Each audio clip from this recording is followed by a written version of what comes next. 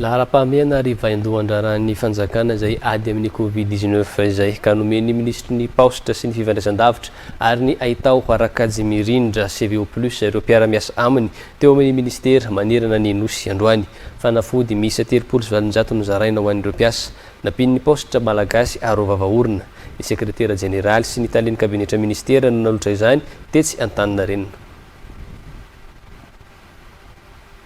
Izany no natao dia natao indrindra fiaramentana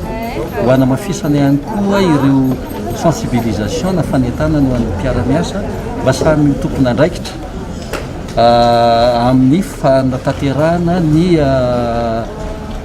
mesure sanitaire zany ny barrière sanitaire rehetrarehetra eo amin'ny sehatra ny asa. Efa misy ny ataontsika hoe service minimum araka ny voalaza teo